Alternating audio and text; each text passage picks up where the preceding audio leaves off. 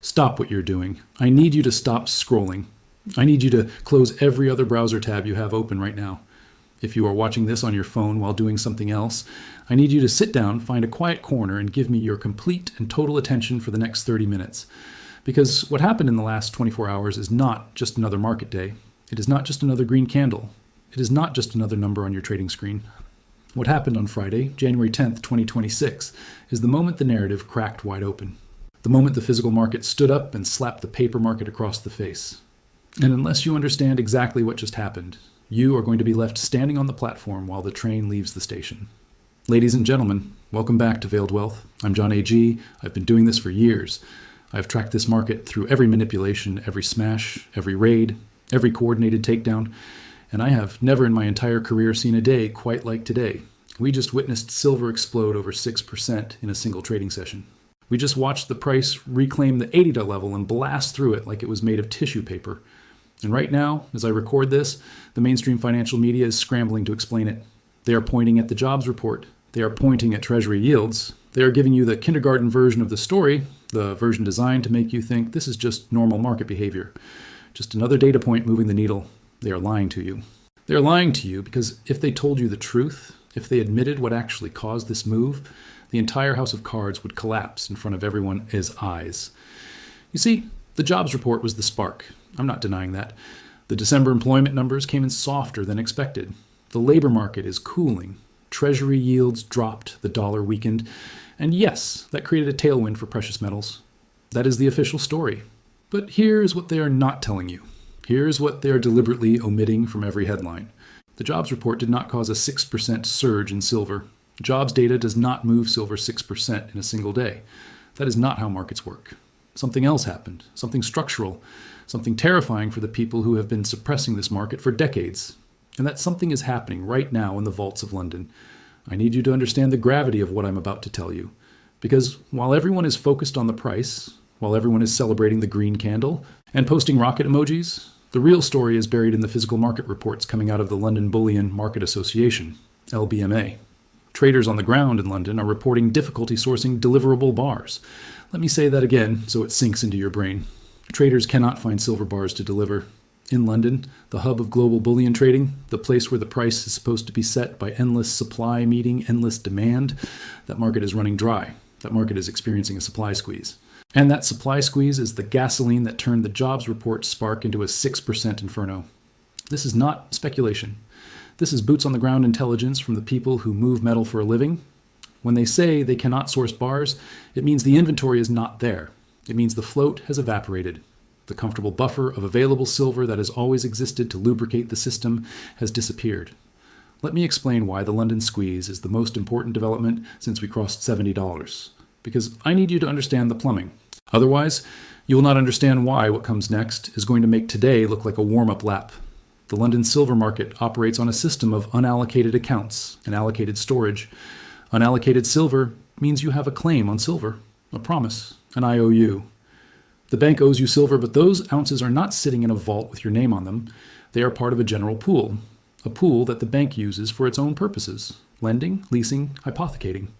Allocated silver means you own specific bars with specific serial numbers in a specific vault. You're not a creditor, you are an owner. You have possession. For decades, the London market has operated predominantly on the unallocated system. It was cheap, convenient, liquid. Nobody actually wanted the bars. They just wanted the exposure. Sound familiar? It's the same game as the comics, the same leverage, the same paper promises, the same assumption that nobody will ever demand the metal. But that assumption is breaking down right now. We are watching the London market discover that when everyone wants the physical metal at the same time, there is not enough metal to go around. You might ask yourself, why now? Why January 10th, 2026? What changed in the last 48 hours? The answer is a convergence of factors, a perfect storm. 1. The macro backdrop. The Fed is trapped. They raised rates to fight inflation, but now the economy is wobbling. The market is front-running the Fed pivot. The era of tight money is ending. The era of easy money is returning. Precious metals thrive when the printing press hums. 2. The China factor. We have talked about this extensively. Chinese export controls. Strategic hoarding for solar, batteries, electronics. China is an active predator, sucking up every available ounce. The Shanghai premium is acting like a vacuum cleaner. Every bar sourced in London is being shipped east. 3. Index rebalancing. Every year, major commodity indices rebalance. This creates massive directional pressure. We saw this fuel the fire over the past week. But here's the key insight. The rebalancing is temporary. The jobs report is just one data point. But the London supply squeeze is structural. It is not going away. It is the result of years of underinvestment, years of declining ore grades, years of industrial demand outpaced supply. You cannot fix a supply squeeze with a keystroke. You cannot print silver bars. Let me give you a visual. Imagine a swimming pool. For decades, water has been flowing in slowly while people occasionally scooped out buckets. The pool stayed full. But over the past few years, the hose has slowed to a trickle. Meanwhile, more and more people, industrial users, sovereign funds, China, the solar industry, started scooping out buckets. Suddenly, people look up and notice the water level is dropping. The pool that was always full is now half empty. And the realization hits. If I want water, I need to scoop faster than the person next to me because there is not enough for everyone. That is what is happening in London right now. The pool is draining, the traders are scooping, and the price is surging because the market is finally repricing the reality of physical scarcity. Now, I want to talk about what this means for you. I know you have skin in the game, you own silver, you are thinking about buying more. Let me give you my honest assessment.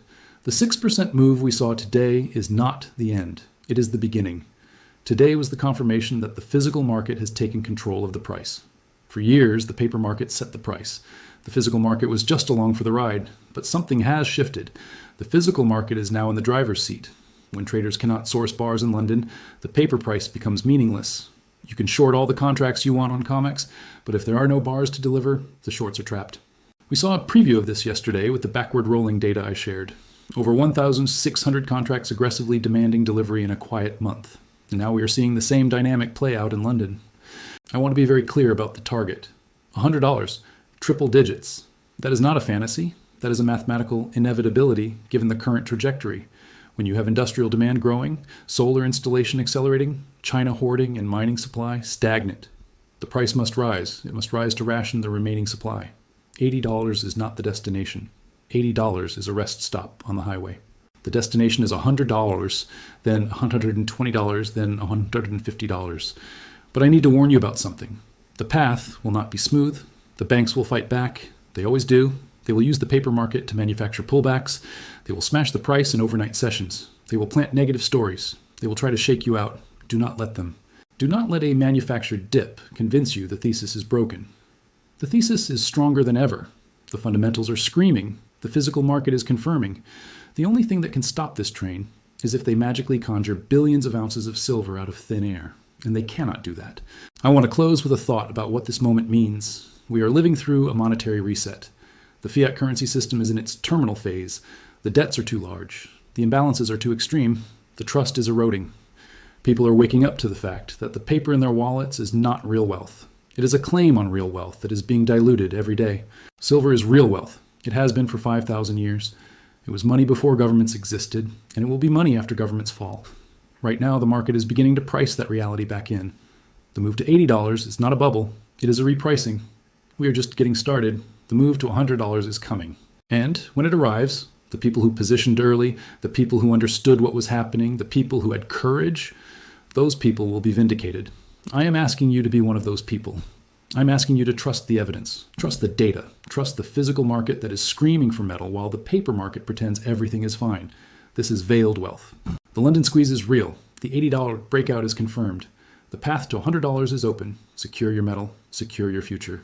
See you in the next video. Keep stacking.